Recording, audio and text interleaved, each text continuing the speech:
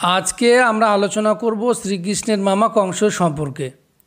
আলোচনা করতে করতে আমরা পুরো মথুরা দর্শন করব, কংসের রাজপ্রাসাদ দর্শন করব, কংসের কারাগার দর্শন করব, যমুনা নদী দর্শন করব, কংসের সেবিত শিব মন্দির দর্শন করব। চলুন শুরু করা যাক। কংসের জীবনে আলোচনা করার পূর্বে কংসের বংশ পরিচয় জেনে নেই। বংশ পরিচয় তো অনেক বড় হবে, তাই সংক্ষেপে বোঝার জন্য যেগুলি দরকার সেগুলি বলছি। কংস ছিলেন চন্দ্রবংশীয়। চন্দ্রবংশীয় থেকে যাদব বা যদুবংশীয়। আর যদুবংশীয়র অনেক ভাগ রয়েছে, তার মধ্যে প্রধান হলো ভোজবংশীয়, বৃষ্টিক বংশীয় আর সুরবংশীয়। ভোজবংশ থেকে এলেন উগ্রসেন ও দেবক। উগ্রসেনের 10 পুত্র, তার মধ্যে বড় পুত্র হলেন কংস। আর উগ্রসেনের ভাই দেবকের 7 কন্যা, আর এই 7 কন্যার মধ্যে ছোট হলেন দেবকী। কংস দেবকী কাকাতো বোন ছিলেন, কিন্তু কাকাতো বোন হলেও দাদা কংসের সাথে বোন দেবকীর খুব ভালো সম্পর্ক ছিল। এবার বৃষ্টিক বংশর থেকে এলেন অঘ্রুর উদ্ধব। আর এই অঘ্রুর উদ্ধব এরা কংসের মন্ত্রিসভায় ছিলেন। তারা কংসের অত্যাচার আদেশ চোখ বুজে সহ্য করেছিলেন। আর একটি বংশ হলো সুরবংশীয়। সুরসেনের 2টি স্ত্রী ছিলেন। এক স্ত্রীর 2 পুত্র হয়, তারা হলেন যথাক্রমে আর্জন্য পর্জন্য। আর একটি স্ত্রী একটি পুত্র হয়, তার নাম দেবমীর। আর এই আর্মণ্য পরমণ্য রাজ্য শাসন ভালো লাগতো না, তাই তারা নতুন গ্রাম গোকুল তৈরি করে সেখানে গো পালন করে গো সেবা বৃত্তি ধারণ করে স্বাধীনভাবে বসবাস করতে লাগলেন। যাদের 9 পুত্র হয় তাদের একসঙ্গে নবনন্দনও বলা হয়। এই নবনন্দন বড় হলে বড় পুত্রকে গোকুলের দায়িত্বভার অর্পণ করা হয়। তখন তিনি নিজেকে অযোগ্য মনে করে তার 3য় নম্বর ভাতা মানে ভাইকে তথা নন্দ মহারাজকে দায়িত্বভার অর্পণ করে তিনি ভগবানের আরাধনায় মনোনিবেশ করলেন। এ হলো নন্দ মহারাজ। আর এই দেবমীরের 10 পুত্র হয়, তার মধ্যে বড় হলেন এই বসুদেব, যিনি শ্রীকৃষ্ণের পিতা ছিলেন। এই হলো সংক্ষেপে তাদের বংশ পরিচয়। এবারে আমরা আলোচনা করব কংসের জন্মকথা। যদুবংশ থেকে আগত ভোজবংশীয় রাজা হলেন এই উগ্রসেন। এই উগ্রসেন যে সময় মথুরায় রাজ সিংহাসনে বসেছিলেন, তিনি ছিলেন দেশপ্রেমিক, প্রজাপ্রেমী, সাধু সন্তদের কথা মেনে চলা ধার্মিক রাজা। আর তার স্ত্রী হলেন পদ্মাবতী। এক সময় রাজা এই উগ্রসেন গিয়েছিলেন যুদ্ধে। পদ্মাবতী ছিলেন পিত্রালয়ে, রাজা সত্যকেতুর রাজপ্রাসাদে। সে সময় পদ্মাবতী সখীদের সঙ্গে বাগানে গিয়েছিলেন এবং সেখানে স্নানও করেন। সেই স্নানরত অবস্থায় পদ্মাবতীকে দেখে প্রবল কামাতুর হয়ে পড়েন দানব দ্রুমিল। আর এই দ্রুমিল ছিলেন লঙ্কারাজ কুবেরের দূত ছিলেন। দ্রুমিল লোকের মাধ্যমে খোঁজ নিয়ে জানতে পারেন যে এই নারীটির নাম পদ্মাবতী, রাজা সত্যকেতুর কন্যা আর মথুরা রাজা উগ্রসেনের পত্নী। আর তিনি এটাও জানতে পারেন যে রাজা উগ্রসেন এখন নেই, তিনি যুদ্ধক্ষেত্রে গেছেন, তাই তিনি পিত্রালয়ে আছেন। তখন তিনি সুযোগ বুঝে প্রবল কামাতুর হয়ে রাজা উগ্রসেনের রূপ ধরে পদ্মাবতীর সামনে হাজির হলেন। বিরহের কারণে রানী ভাবলেন যুদ্ধ থেকে স্বামী ফিরলেন। তখন দুজনেই মিলিত হলেন যৌন সঙ্গমে। প্রবল কামাতুর কারণে দ্রুমিল ছদ্মবেশ হারালেন, বেরিয়ে এলো তার দানবের রূপ। তখন পদ্মাবতীর পরিবর্তনের কোনো সুযোগ নেই, দুজনেই ভেসে গেলেন পরম যৌন সুখে।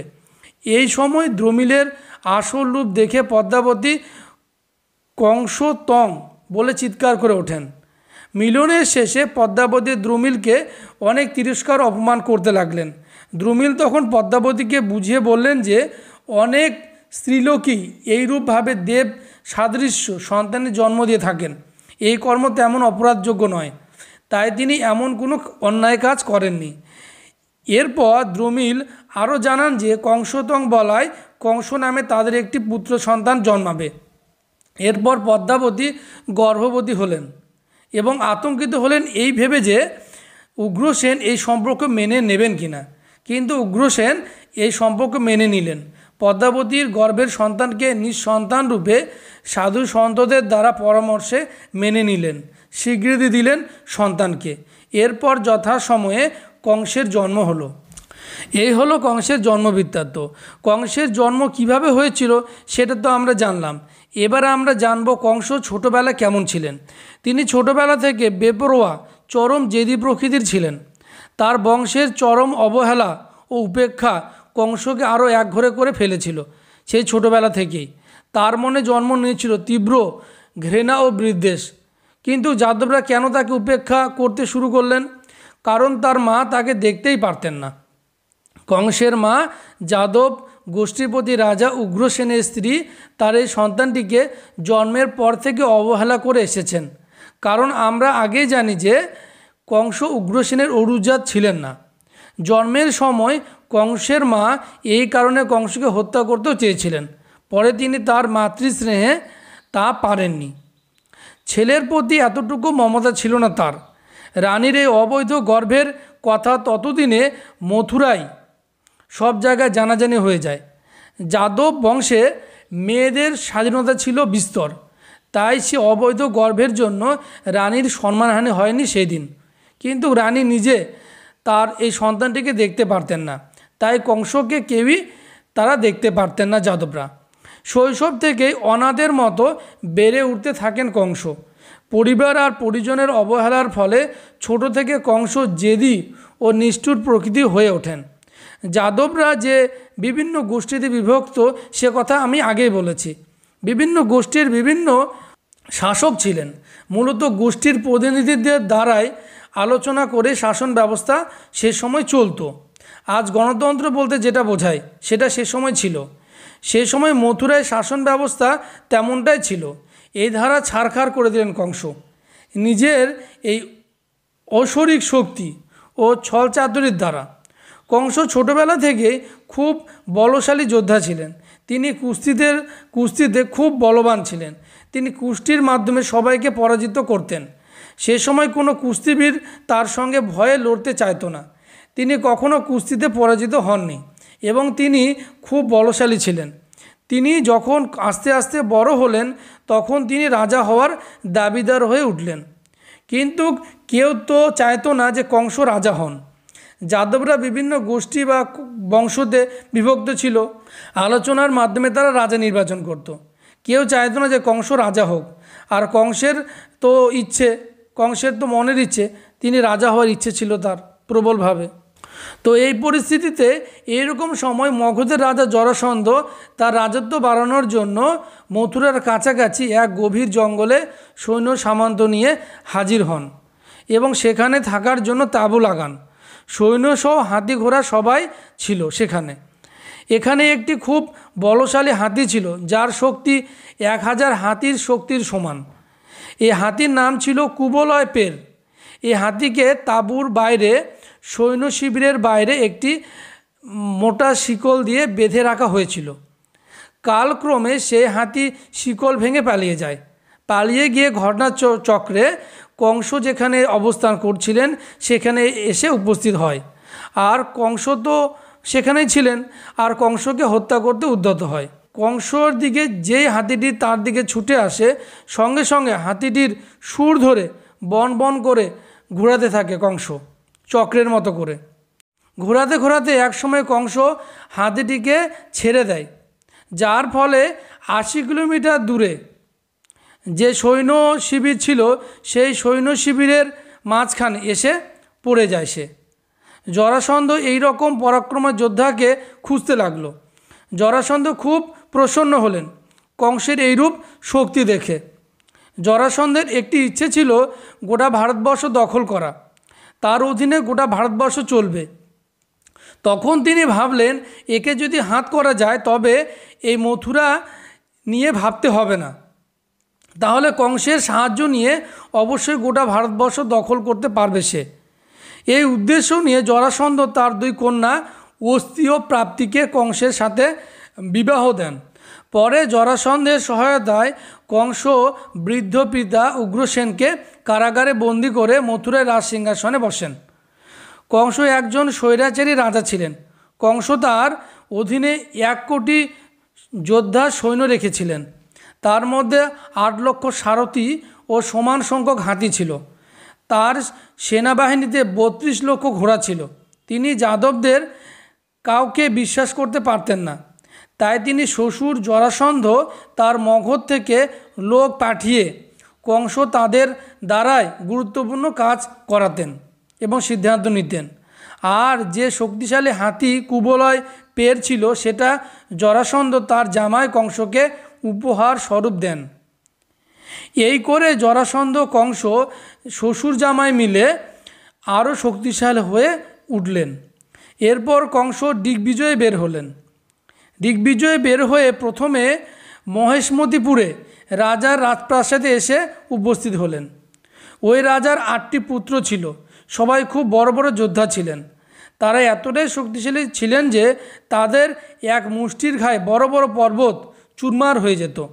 ওদের কাছে এসে খুব শান্তভাবে কথা বলেন কংস, আমাদের মধ্যে মল্লযুদ্ধ হোক, তোমরা যদি আমাকে পরাজিত করতে পারো তবে আমি তোমাদের বশ্যতা স্বীকার করে নেব, দাস হয়ে থাকব। আর যদি আমি তোমাদের পরাজিত করতে পারি তাহলে আমি তোমাদেরকে সবাইকে দাস বানিয়ে নেব।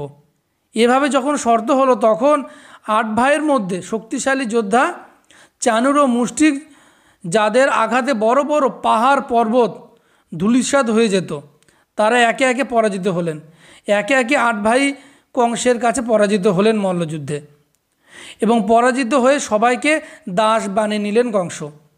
দাস যখন হয়ে গেলেন তারা তখন কংসের অনুগামী হয়ে গেলেন। এইভাবে কংস চলছিলেন দিগ্বিজয়ে।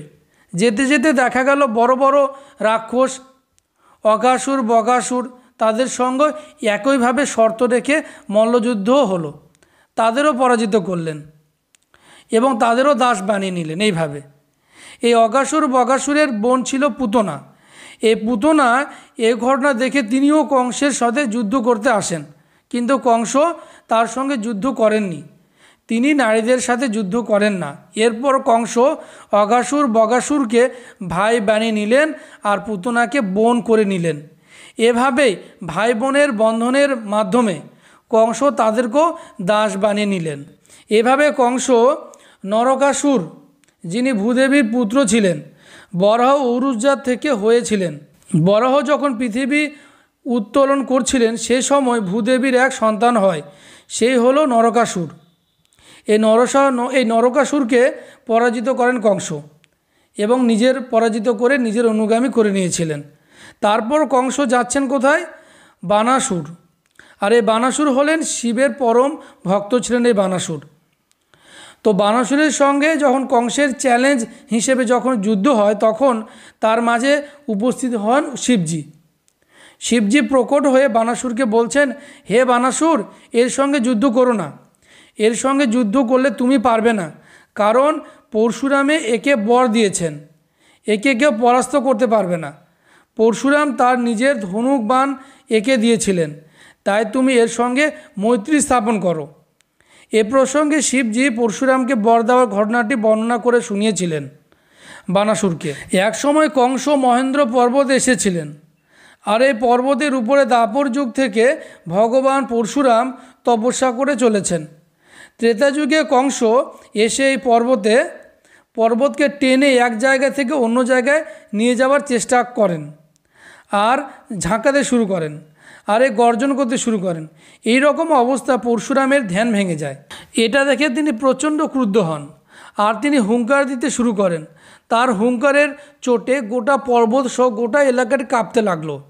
এই অবস্থা দেখে কংস পরশুরামের কাছে পায়ে ধরে ক্ষমা চেয়ে নেন আর বলেন, প্রভু, আমি তো বুঝতে পারিনি আপনি এখানে আছেন। তখন পরশুরামের ক্রোধ আস্তে আস্তে কমতে লাগলো। তখন পরশুরাম বললেন, আমি তোমাকে ছেড়ে দিতে পারি একটা শর্তের বিনিময়ে। আমার পাশে যে ধনুক দেখতে পাচ্ছ, এই ধনুক যদি তুমি গুণ চড়াতে পারো তাহলে আমি তোমাকে কিছু করব না, না পারলে তোমাকে অবশ্যই বিনাশ করব। তখন কংস সেই ধনুকটা খুব সহজে গুণ চড়াতে সক্ষম হন। তখন খুব ভালোবেসে পরশুরাম কংসকে ধনুকটা দেন আর আশীর্বাদ করে বলেন যে এই ধনুক যতক্ষণ তোমার সঙ্গে থাকবে কেউ তোমাকে পরাজিত করতে পারবে না। আর যিনি এই ধনুক ভাঙবেন তখন তুমি জানবে তার হাতে তোমার মৃত্যু হবে। এই ধনুক সম্পর্কে বলে রাখি, এই ধনুক হলো বিষ্ণু ধনুক। যে বিষ্ণু ধনুকটি ভগবান শিব ত্রিপুরাসুর বধের জন্য ভগবান বিষ্ণুর কাছ থেকে পেয়েছিলেন। পরবর্তীতে ভগবান শিবের কাছ থেকে ভগবান পরশুরাম পান। আর এই শিব ধনুক দিয়েই পরশুরাম ক্ষত্রদের বিনাশ করেছিলেন। এই ধনুকটি 7টি তাল গাছের এক জায়গায় করলে যে লম্বা হবে সেটা ছিল, আর প্রচণ্ড ভারী ছিল, যেটা তোলা এক প্রকার অসম্ভবই ছিল। তারপরে এই বানাসুরকে কংসের মধ্যে মৈত্রী স্থাপন হলো। এইভাবে কংস বানাসুরকে হাত করলেন আর কংসর অনুগামী হয়ে গেলেন। এইভাবে কংস যত অসুর ছিল সবাইকে দাস বানিয়ে নিলেন, আরও শক্তিশালী হয়ে উঠলেন তিনি। এইভাবে শক্তি সঞ্চয় করে সব অসুরদের নিয়ে স্বর্গরাজ্য দখলের জন্য গেলেন। স্বর্গরাজ্য আক্রমণ করলেন। দেবতারা কি আর যুদ্ধ করবে, অল্পটুকু যুদ্ধ করে সবাই নিরস্ত্র হয়ে পড়ে। দেবতারা এরা বুঝতে পারছে না কিভাবে যুদ্ধ করবে, কিভাবে যুদ্ধ করতে হয়, কিভাবে ধনুককে গুণ দিতে হয়। তারা ভ্যাবাচাকা খেয়ে যায়, কি করবে বুঝতে পারে না। আর এইদিকে কংসের আক্রমণে সবাই ভয়ে পালিয়ে যায়। কোনো কোনো দেবতারা তার শরণাপন্ন হলো। তখন কংস কাউকে বধ না করে স্বর্গরাজ্য জয় করে নিলেন। ওই স্বর্গরাজ্যে বরুণের ছাতা, ইন্দ্রের যে সিংহাসন ছিল, এই সব নিয়ে এসে ফিরে এলেন মথুরাতে। তখন 33 কোটি দেবতারা কংসের ভয়ে ভীতস্ত্রস্ত। কংসের এই রকম পরাক্রমী ছিলেন। কংসের এই রাজপ্রাসাদটি যমুনা নদীর তটে অবস্থিত ছিল। এই রাজপ্রাসাদটি কংসের পিতা রাজা উগ্রসেন নির্মাণ করিয়েছিলেন। এই রাজপ্রাসাদটি 100 একর জমির উপর নির্মাণ করা হয়েছিল, বিশাল এলাকা জুড়ে। আর এই প্রাসাদের দেওয়ালগুলি 10 ফুট চওড়া ছিল। আর প্রাসাদের 4 তলা মাটির নিচে চাপা পড়ে গেছে। এই প্রাসাদে কংস তার মন্ত্রিসভার বৈঠক হতো। এখানে একটি গুপ্ত সুড়ঙ্গ ছিল, এখনও আছে। এই গুপ্ত সুড়ঙ্গটি শ্রীকৃষ্ণ জন্মভূমি মন্দিরের পাশে পুত্রকুণ্ড নামক কুণ্ড পর্যন্ত বিস্তৃত ছিল। এখন অবশ্য নিরাপত্তাজনিত কারণে সেটাকে সিল করে দেওয়া হয়েছে। এবং এখন যেটা আপনাদের দেখাবো বা এখন আপনারা যেটা দেখছেন সেটা হলো এটা কংসের রাজপ্রাসাদ। অনেকটা ধ্বংস হয়ে গেছে, এটা পুরোটা এলাকা জুড়ে ছিল। এখন শুধু বাউন্ডারিটা রয়েছে। নিচ থেকেও আপনাদের দেখাবো। এখন শুধু এটা দেখুন আপনারা। তো সামনে যে এখানে একটা কুয়োর মতো রয়েছে, এটা আসলে কুয়ো না, এটা একটা সুড়ঙ্গ। এই সুড়ঙ্গ দিয়েই এই নদী পেরিয়ে ওই যে ঘাটটা দেখতে পাচ্ছেন আপনারা, ওই ঘাটে যাওয়া যেত সুড়ঙ্গ পেরিয়ে। কোনো গুপ্ত শক্তি যদি আক্রমণ করতো তাহলে অনেকে কুয়ো ভেবে ভুল করতো, এখানে কেউ ঢুকতো না। এই ভিতর দিয়ে মানে কংসের যারা সৈন্য ছিল বা কংস ছিলেন, তিনি এই সুড়ঙ্গ পথে তিনি ওখানে গিয়ে উঠতেন।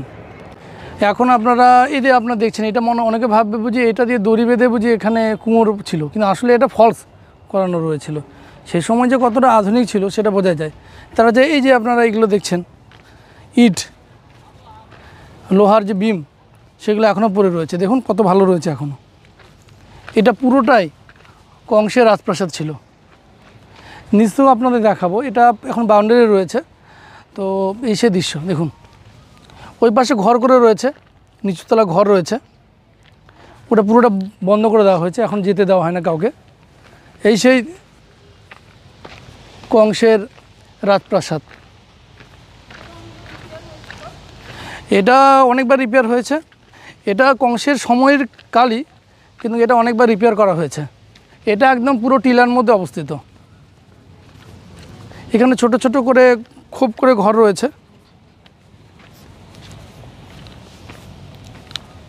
নিচে ঘর রয়েছে।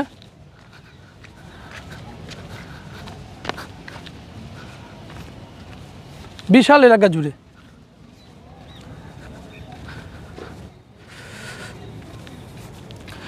পাশে যমুনা দেবী বয়ে চলেছেন। এ পাশে অনেক ঘাট রয়েছে দেখুন।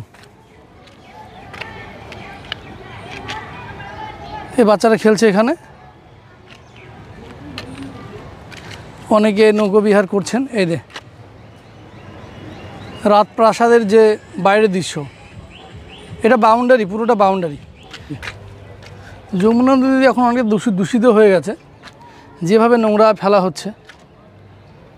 এখন নদীর গভীরতা অনেকটা কমে গেছে। 4-5 বছর আগে যেখানে এসেছিলাম আমি, যেভাবে দেখেছিলাম এখন সেই রকম আর নেই। নিজে আপনারা দেখতেই পাচ্ছেন এখানে পর্যটন স্থল করে তোলার চেষ্টা করছে সরকার থেকে। এই যে দুর্গ দেখুন কত নিচু, কত উপরে রয়েছে আমরা। পাশেই অনেক বড় শহর মথুরা।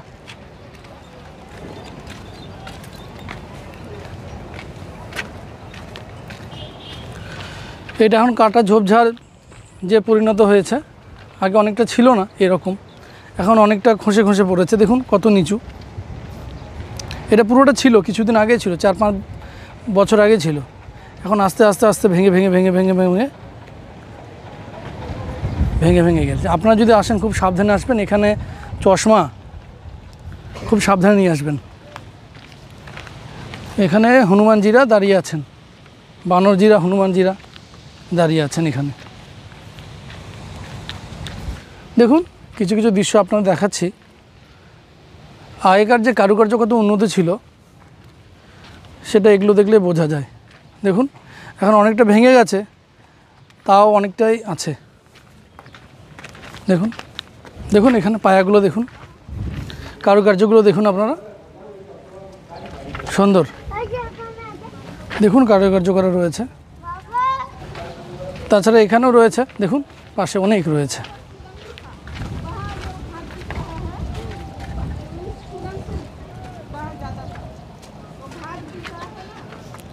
তাছাড়াও সুড়ঙ্গ পথে আর একটা কথা প্রচলন রয়েছে, সেটা হলো এই সুড়ঙ্গ পথ দিয়েই নাকি রানীরা ওই ঘাটে, যেটা দূরে আপনারা দেখতে পাচ্ছেন, ওই ঘাটে স্নান করতে যেত, যে ঘাটটা আপনারা দেখছেন। অনেকে বলে সৈন্যরা লুকিয়ে যেত এই গুহার ভিতরে সুড়ঙ্গ পথে, অনেকে বলে রানীরা স্নান করার জন্য এই সুড়ঙ্গ পেরিয়ে ওই ঘাটে যেত, এবং ঘাটের মতো রয়েছে জায়গাটি। কংসের সেবিত রঙ্গেশ্বর মহাদেব একসময় এই প্রাসাদের অভ্যন্তরে অবস্থিত ছিল। কালক্রমে নানান প্রাকৃতিক দুর্যোগে ও বহিঃশত্রুর আক্রমণে কংসের এই বিশাল রাজপ্রাসাদ ধ্বংস হতে হতে এখন শুধুমাত্র কংস কিলা নামে প্রাসাদটি একটি অংশ অবস্থিত রয়েছে। এই প্রাসাদ প্রায় 15 থেকে 16 বার ধ্বংস করা হয়, আবার বিভিন্ন হিন্দু রাজাদের দ্বারা সেটা পুনর্নির্মাণ করা হয়। শোনা যায় রাজা মান সিং এই প্রাসাদের শেষ পুনর্নির্মাণ করান, যিনি বৃন্দাবনে গোবিন্দদেব মন্দির পুনর্নির্মাণ করিয়েছিলেন। এই কংসের জীবনে আলোচনা করতে করতে যদুবংশের কথা বলতেই হবে। আর এই যদুবংশে স্বয়ং ভগবান ধরাধামে এসেছিলেন। এই যদুবংশ এতটাই ধার্মিক রাজবংশ ছিল যে এরা আলোচনার মাধ্যমে রাজা নির্বাচন করত, যাকে তারা যোগ্য মনে করত, তাকে তারা রাজসিংহাসনে বসাতো। তাদের শরিক ছিল অনেক, তবুও তাদের এই বিষয়ে কোনো গণ্ডগোল ছিল না। একসময় সুরবংশীয় থেকে শ্রীকৃষ্ণের দাদু সুরসেন রাজা হন, তারপর তারই মন্ত্রী ভোজবংশীয় উগ্রসেন রাজা হন। কিন্তু কংসের বেলা সেরকমটা হয়নি। তিনি জোর করে পিতাকে কারাগারে বন্দি করে মথুরার রাজসিংহাসনে বসেছিলেন। এই নিয়ে যদুবংশের অন্যান্য মন্ত্রীদের সঙ্গে কংসের বিরোধ একদম চরমে ছিল। তারা কখনো কংসকে রাজা হিসেবে মেনে নিতে পারত না। তাকে সবাই মনে মনে এমনকি প্রকাশ্যে ঘৃণা করত। এই ব্যাপারটা কংস প্রথম থেকেই আঁচ করতে পেরেছিলেন। সেই জন্য তিনি যদুবংশের মধ্যে তার কাকাতো বোন দেবকীর সঙ্গে তাদেরই আত্মীয় বসুদেবের সঙ্গে বিয়ে ঠিক করেন, যাতে পারিবারিক বন্ধন ঠিক হলে কংসেও রাজ্য চালাতে সুবিধা হবে। কংস বসুদেব দুজনে বাল্যকাল থেকে বন্ধু ছিলেন। দুজনে যদুবংশ, দুজনে যাদব। এ কাকাতো বোন দেবকীকে সত্যি খুব ভালোবাসতেন কংস। কংসে নিজেও বোনও ছিল, কিন্তু বসুদেবের সঙ্গে দেবকীকে বিয়ে দিয়েছিলেন এবং দেবকীকে তিনি খুব ভালোবাসতেন। তিনি খুব ধুমধাম করে বিয়ে দিয়ে বিয়ের শেষে বোন দেবকীকে সঙ্গে নিয়ে বসুদেবকে নিয়ে রথে চাপিয়ে তিনি নিজে রথের সারথি হয়ে বোন দেবকীকে শ্বশুর বাড়িতে নিয়ে যাচ্ছিলেন। যেতে যেতে হঠাৎই এক আকাশবাণী হয়, ওহে অধম, তুমি কাকে নিয়ে যাচ্ছ? যাকে তুমি নিয়ে যাচ্ছ তারই গর্ভের অষ্টম সন্তানই তোমার কাল হবে, তোমার মৃত্যুর কারণ হবে।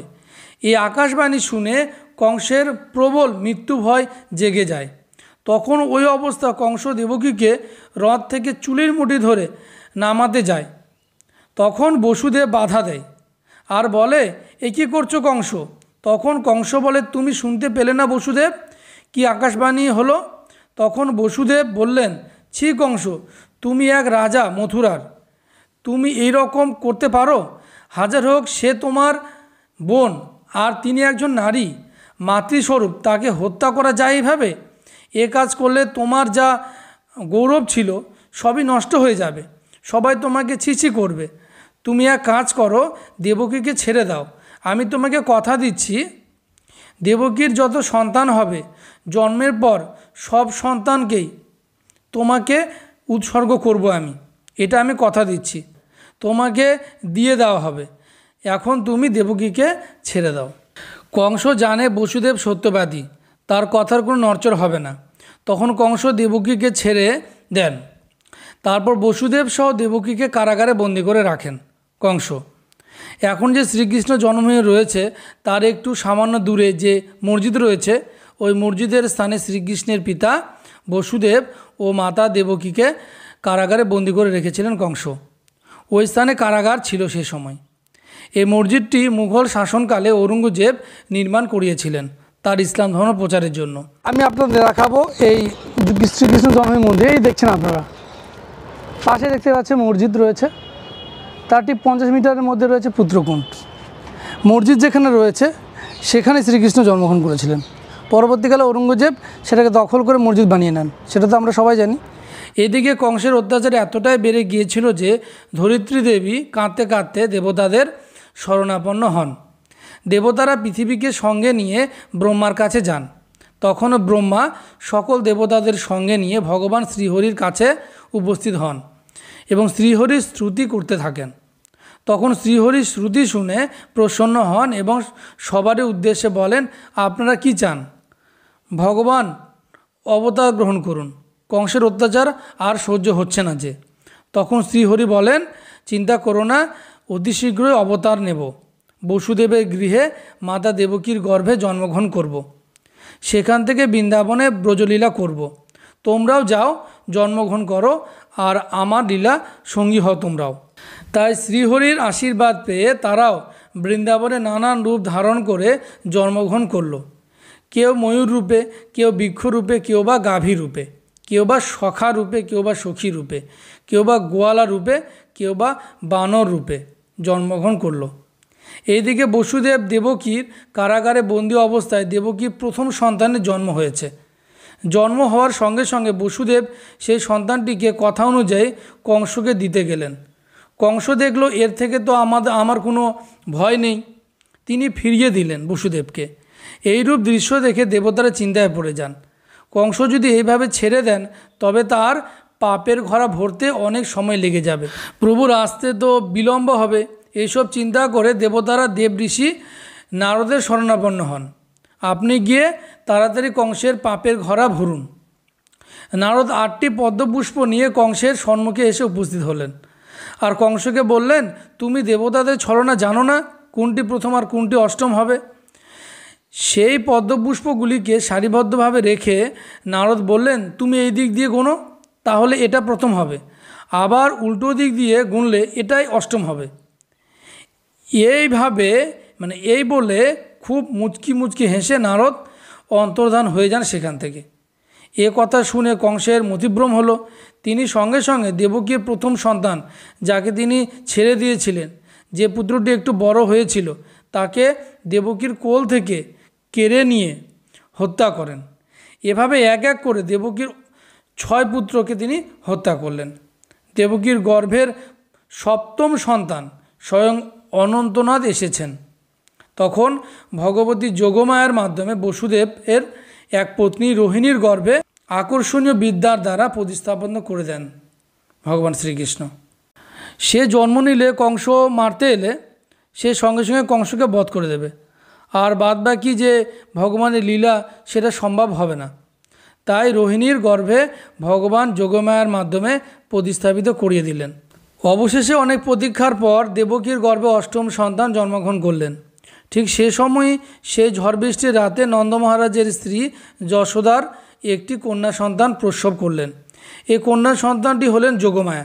ভগবানের আদেশে তিনিও জন্মগ্রহণ করলেন একই সময় একই রাতে। দেবকীর গর্ভে অষ্টম সন্তান জন্মগ্রহণ করার পর সঙ্গে সঙ্গে এক আকাশবাণী হয়, বসুদেব, আপনার এই সন্তান স্বয়ং নারায়ণ এসেছেন, তাকে নিরাপদজনিত কারণে আপনি নন্দ মহারাজের বাড়িতে নিয়ে যান।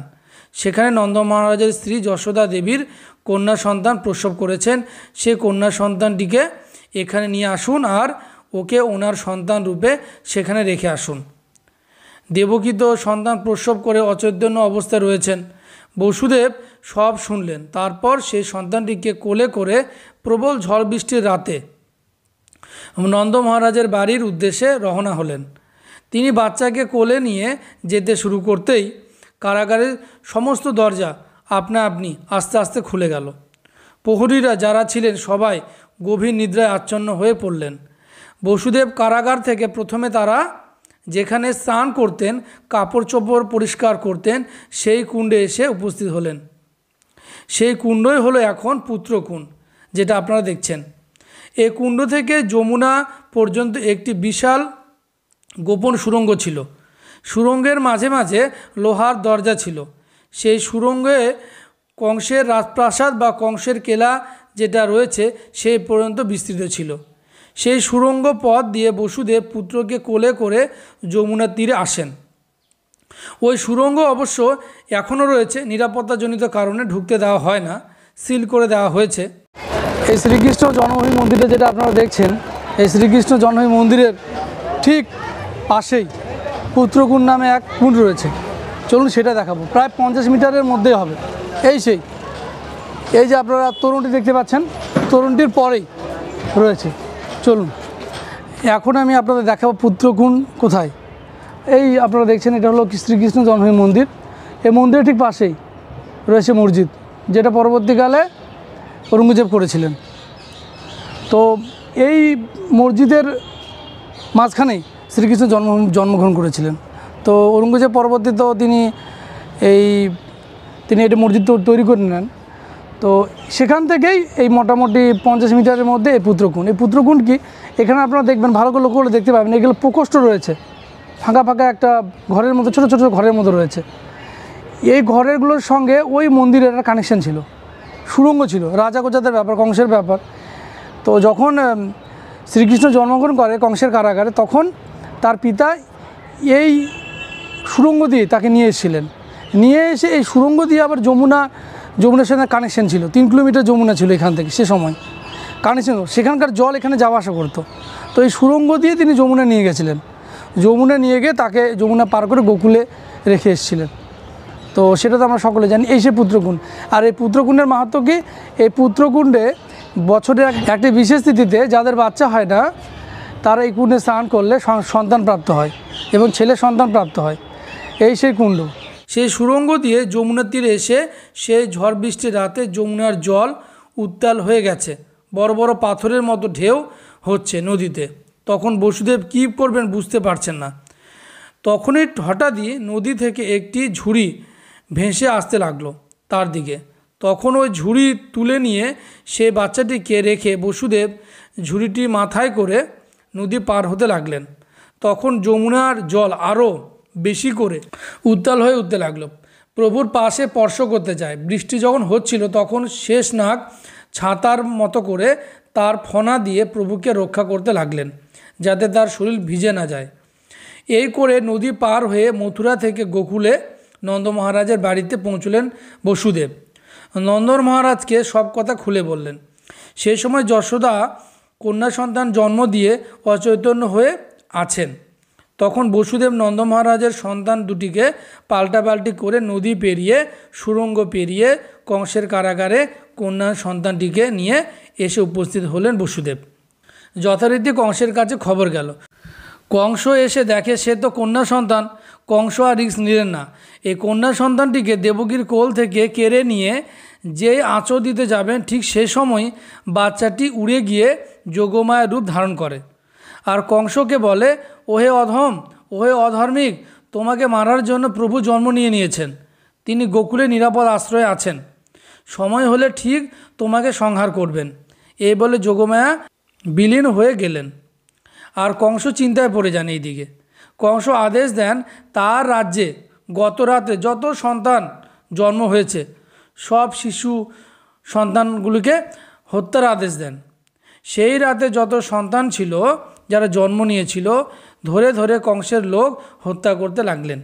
এরকম ঘটনায় চারিদিকে হাহাকার পড়ে গেল, কিন্তু নন্দ মহারাজের সন্তান বেঁচে যান, কেউ জানতে পারেননি। এইরকম অবস্থায় কংস মথুরায় রাজ্য শাসন করতে থাকেন আর তার মৃত্যুর কথা চিন্তা করতে থাকেন। এইদিকে গোকুলে কৃষ্ণ বলরাম বড় হতে লাগলেন। নারদমণির মাধ্যমে কংস জানতে পারেন শ্রীকৃষ্ণের কথা। তখন তিনি বসুদেবের উপর খুব রেগে যান। তখন শ্রীকৃষ্ণকে হত্যা করার জন্য কংস নানান অসুরকে পাঠান গোকুলে। সেই জন্য শ্রীকৃষ্ণের জন্মের পর থেকে কংসের পাঠানো অসুর শ্রীকৃষ্ণ বধ করতে শুরু করেন। 1 মাস বয়সে পুতনা রাক্ষসকে বধ করেছিলেন। 3 মাস বয়সে শকটাসুরকে বধ করেছিলেন। 1 বছর বয়সে তিনি তৃণাবতা অসুরকে বধ করেছিলেন। 5 বছর বয়সে বকাসুরকে বধ করেছিলেন। 5.5 বছর বয়সে তিনি কেশী রাক্ষসকে বধ করেছিলেন। 6 বছর বয়সে তিনি ধেনুকাসুরকে বধ করেছিলেন। এছাড়া অনেক ছোট বড় অসুরকে তিনি বধ করেছিলেন। এভাবে অসুর রাক্ষসদের পাঠিয়ে শ্রীকৃষ্ণকে বধ করতে পারছিলেন না কংস। এই অবস্থায় কংস কী করবেন বুঝে উঠতে পারেন না। ঠিক সে সময় নারদমুনি এসে কংসকে পরামর্শ দেন যে তুমি এইভাবে শ্রীকৃষ্ণকে বধ করতে পারবে না, সে যথেষ্ট শক্তিশালী। তুমি বুঝতে পারছো না তোমার অত শক্তিশালী অসুরগুলিকে বধ করলো। তুমি বরং এক কাজ করো, শত্রু যদি শক্তিশালী হয় তবে এক এক করে অসুরকে পাঠালে হবে না, সবাইকেই একসঙ্গে ঝাঁপিয়ে পড়তে হবে, তবেই সম্ভব। তখন নারদের পরামর্শ কংস পরশুরামের দেওয়া হরধনু, যেটা শিবের ধনু ছিল, সেটা দিয়ে এক যজ্ঞ করল। আর এই যজ্ঞে এক শর্ত থাকবে, কেউ যদি এই হরধনুটাকে ছিলা পড়াতে পারে তাহলে সে রাজ্যে অর্ধেক ভাগ পাবে। কংস এই কথাটি চারিদিকে প্রচার করে দিল। আর যজ্ঞের সঙ্গে সঙ্গে মনোরঞ্জনের জন্য এক কুস্তির আয়োজন করলো। আর এই কুস্তিতে অংশগ্রহণ করার জন্য শ্রীকৃষ্ণ বলরামকে আহ্বান করলো। আর অগ্রুরকে শ্রীকৃষ্ণ বলরামদের আনার জন্য পাঠালো কংস গোকুলে অগ্রুর রথ নিয়ে কৃষ্ণ বলরামকে আনার জন্য নন্দ মহারাজের বাড়িতে এলেন এবং সব কথা খুলে বললেন শ্রীকৃষ্ণ বলরামকে, এবং নন্দ মহারাজের দ্বারা গোটা গোকুলবাসীদের নিমন্ত্রণ করলেন অগ্রুর যজ্ঞের জন্য। এরপর কথা মতো অগ্রুর রথে চাপে শ্রীকৃষ্ণ বলরামকে নিয়ে যাচ্ছেন মথুরায়। যেতে যেতে অনেক ঘটনাই ঘটল। তারপর পায়ে হেঁটে গোটা মথুরায় শহর ভ্রমণ করতে লাগলেন শ্রীকৃষ্ণ বলরাম। একদল বালকের দ্বারা শ্রীকৃষ্ণ বলরাম জানতে পারেন যে হরধনু যেখানে যজ্ঞ হবে সেখানকার স্থান। শ্রীকৃষ্ণ বলরাম সেখানে চলে গেলেন। গিয়ে দেখলেন সেখানে হরধনু রাখা রয়েছে, পূজারীরা পুজো করছে। কঠিন প্রহরীর দ্বারা একদল প্রহরী সেই হরধনুকে সুরক্ষা দিচ্ছে। এমন সময় শ্রীকৃষ্ণ বলরাম সেখানে গিয়ে উপস্থিত হলেন। হরধনুর কাছে এগিয়ে গেলেন শ্রীকৃষ্ণ। পূজারীকে অনুরোধ করলেন তিনি সেই হরধনুকে তুলে ধরতে চান। পূজারী রাজি হন। তখন শ্রীকৃষ্ণ সেই হরধনুকে বাঁ হাত দিয়ে তুলে ধরে ডান হাত দিয়ে হরধনুকে ছিলা পড়াতে গিয়ে হরধনুটি দুটুকরো হয়ে যায়। আর এই হরধনু ভাঙার ফলে প্রবল ভূমিকম্প দেখা দেয়। কংসের কাছে সংবাদ যায়। কংস কৃষ্ণ বলরামকে হত্যার আদেশ দেন। সেখানে যত প্রহরী ছিল সবাই কৃষ্ণ বলরামের উপর ঝাঁপিয়ে পড়েন। তখন শ্রীকৃষ্ণ বলরাম হরধনু ভাঙা দুটি অংশ দিয়ে সবাইকে পরাজিত করেন। এই সংবাদ কংসের কাছে যায়। কংস তো চিন্তায় পড়ে যান। এই হরধনু দেওয়ার সময় পরশুরাম বলেছিলেন, এই হরধনু যে ভাঙবে তার হাতেই তোমার মৃত্যু হবে। সারা রাত কংসের আর ঘুম হয় না, একই চিন্তা করতে থাকেন। পরের দিন ছিল মল্লযুদ্ধ। সেই মল্লযুদ্ধে অংশগ্রহণ করার জন্য শ্রীকৃষ্ণ বলরাম রাজপ্রাসাদ দিকে যাচ্ছিলেন। প্রাসাদে গেটের কাছে সুবিশাল হাতি কুবলয় পীর পথ রোধ করে দাঁড়িয়েছিলেন। আর কৃষ্ণ বলরাম আসার সঙ্গে সঙ্গে তাদের উপর আক্রমণ করার চেষ্টা করল। হাতি তার দাঁত দিয়ে শ্রীকৃষ্ণকে আঘাত করতে গেল। শ্রীকৃষ্ণ সরে গেল। হাতির দাঁত দুটি মাটিতে লেগে আঘাতপ্রাপ্ত হলো। হাতি আরও রেগে গেল। হাতি আবারও আক্রমণ করলো শ্রীকৃষ্ণকে। শ্রীকৃষ্ণ হাতির পেটে লুকিয়ে গেল। হাতি আর কৃষ্ণকে খুঁজে পায় না। এভাবে হাতিকে নাচিয়ে নাচিয়ে রাগিয়ে রাগিয়ে শ্রীকৃষ্ণ খেলা করতে লাগলেন। একসময় শ্রীকৃষ্ণ হাতিটার সুর ধরে টানছে আর অপরদিকে বলরাম লেজ ধরে টানছে। এরকম চলল কিছুক্ষণ। এইরকম চলার পরে একসময় শ্রীকৃষ্ণ হাতির দাঁত দুটি ধরে পাল্টি মেরে দেন এবং পাল্টি মেরে মাটিতে ফেলে দেন। আর ওই দাঁত দুটিকে জোরে টেনে তুলে শ্রীকৃষ্ণ বলরাম হাতিকে পিটিয়ে পিটিয়ে হত্যা করলো। আর ওই দাঁত দুটি নিয়ে শ্রীকৃষ্ণ বলরাম কাঁধে করে রাজপ্রাসাদে মল্লযুদ্ধ যেখানে হবে সেখানে কংসের সামনে হাজির হলো। কংস কৃষ্ণ বলরামের এইরূপ দৃশ্য দেখে অবাক হলেন আর ভয় পেয়ে গেলেন। আর মল্লযুদ্ধে চানুর আর মুষ্টিক আগে থেকে কংসের তৈরি করে রেখেছিলেন। সবাই ছিল। নন্দ মহারাজও গেছেন। দর্শক আসনে বসা সবাই প্রতিবাদ করলেন কিভাবে যুদ্ধ হয়, দুইটি শিশুর সঙ্গে দুইটি অসুর যোদ্ধা কিভাবে লড়াই হয়। কৃষ্ণও প্রতিবাদ করল। তখন কংস বলল, বীর ছোট বড় হয় না। আমি তো শুনেছি শ্রীকৃষ্ণ অনেক রাক্ষস অসুরদের বধ করেছেন খুব ছোটোবেলা থেকে, বীরের কখনো বয়স হয় না। এ বলে ব্যাপারটি এখানে থেমে গেল। তখন শ্রীকৃষ্ণ বলরাম চানুর আর মুষ্টিকের মধ্যে প্রবল মল্লযুদ্ধ হলো। মল্লযুদ্ধে চানুর আর মুষ্টিক পরাজিত হলেন আর তাদের মৃত্যু হলো। এটা দেখে তো কংসের মাথা খারাপ হয়ে যায়।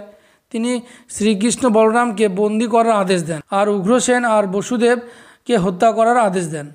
এটা শুনে শ্রীকৃষ্ণ রেগে গিয়ে কংসকে আক্রমণ করেন। কংসের মুকুট পড়ে যায়, কংস পড়ে যান আর শ্রীকৃষ্ণ বারবার কংসকে আঘাত করে তাকে বধ করেন। শ্রীকৃষ্ণ বলরাম কংসকে বধ করে এই বিশ্রামঘাটে প্রথম বিশ্রাম নিয়েছিলেন। এ হলো কংসের ছোট্ট করে জীবনী। এখন আমরা রয়েছে বিশ্রামঘাটে, মথুরার মধ্যে অবস্থিত, যমুনা মাতার ঠিক পাশেই এই ঘাটে অবস্থিত।